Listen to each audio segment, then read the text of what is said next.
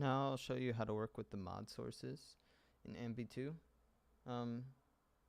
So if you click at this left corner here, it'll show you the 4 different mod sources and then the screen for applying them. So you'll notice we have envelope, LFO, sequencer, and a recording. I'll explain each of them. So the send is this multi-slider where you can assign them to these different parameters. Most of them are pretty obvious, but I'll just go through them. So for these first two, I highlighted them in the color to show they deal with the looping, and because you can't use them in every mode. For example, the start value will deal with setting the start playhead, but it won't be applied in the standard looping mode, only in grain, playback, and sequence mode. And then if you use it, it will change the start. And then if you choose the grain only works obviously in the granular playback, and it's the grain size. And then everything else pretty obvious: volume, pan, speed, cut. And the verb and delay are the dry, wet multi-sliders. And then this is for the delay time. And this is for the LFO rate. So these apply amount. And then above them you have this drop-down menu, and that is the mod source. And then you just apply the amount. Let's do it to the cut. Okay, we checked all 4 systems, and there you go on mod 2. 1, 1, 2, 3, 4, 5, 5, 4, 3, 2, 1. So you'll see the LFO is modulating around the middle of the value. So you pretty much offset the mod with the knob or the fader itself. Any knob or fader you see with this yellow indication indicates that it can receive modulation, or you can just look at this list. And then I'll go through each of the mod sources now. So pretty much now that you know that this is the center of the modulation, then you can imagine, for example, this breakpoint envelope. The center of the y-axis would be the central value of the value that you select on the slider. So you kind of imagine like a invisible line in the middle here, and you're modulating around that point. So this envelope is a breakpoint object, and you can add more points. So you can just kind of make your envelope go on and on. I added these lines so you can match the consecutive values if you need to, or just know where they are in relation to each other. And then the last point will always be your release. So when you trigger the envelope, it'll go through all the points unless it's re-triggered. And when it gets to the last point, it will stay there until it gets a note off. And this knob here determines when that note off signal is sent.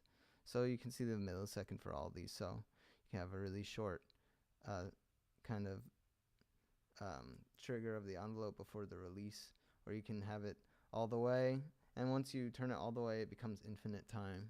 So if you have a really long loop, don't worry about it re-triggering. You'll see that you can do different modes of triggering for the envelope.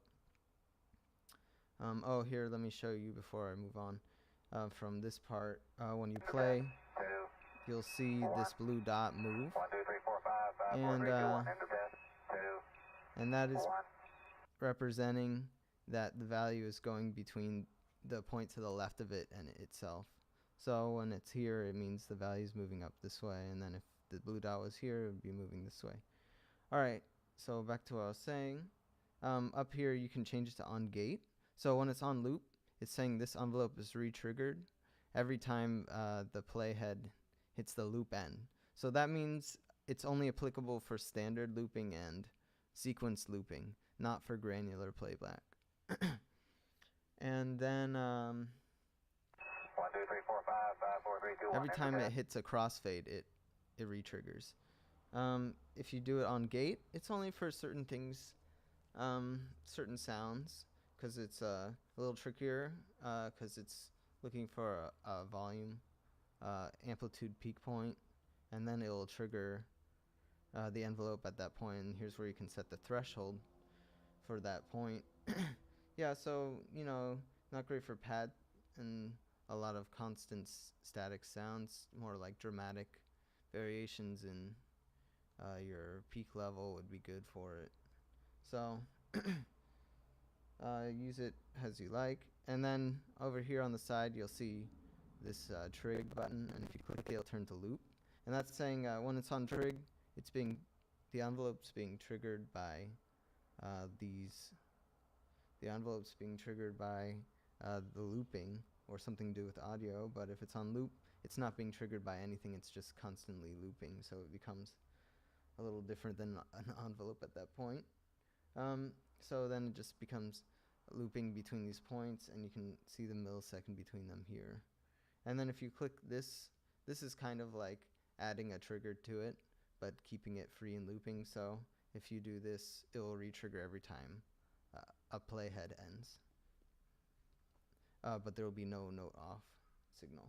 Alright, so the LFO is a lot more simple to figure out. It's just pretty standard LFO. You can choose your waveform here. And then you have rate, which can also be modulated. It has another secondary yellow knob demonstrating the true value if you were to send modulation to it. And then the phase of the LFO. Alright, and then we have a sequencer, and you apply the rate here. It's actually tied to the playback sequencer. They're both the same sequencer, you can see up here. Except, I mean, they're tied in all these parameters, but they have their own values. So the send one is the mod sequencer. And you'll see it's a bipolar sequencer.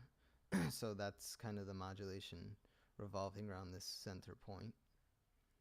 And you can do rate here, direction.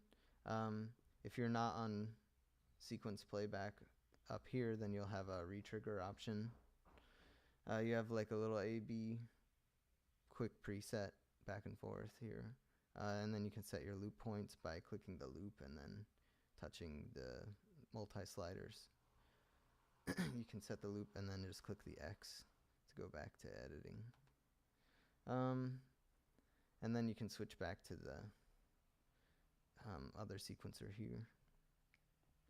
And then we have custom recording, which is pretty cool. I'll demonstrate it. So if I assign the filter here to the recording, it kind of becomes tied to it. And if there's no recording made, which will appear here, you can just move this recording knob and it'll move the values of all the parameters tied to the recording modulation. And then if you press this record button here and then move this or any of those yellow parameters, then it will record its movements. So you just hold it until the array is full of values, and then you can release whenever you want and it'll replay your movements. And then you have a range slider here, and you can select a range of that of whatever value in the movements you want. And you can also preview it on this knob here. Yeah, so like I said, if you press this, you'll clear it, and then you can actually record with the filter too. Except when you record this way, you have to take into account where it will end up afterwards. So for the most clear, direct way, you'll use this knob. And that's how modulation works in amBe 2.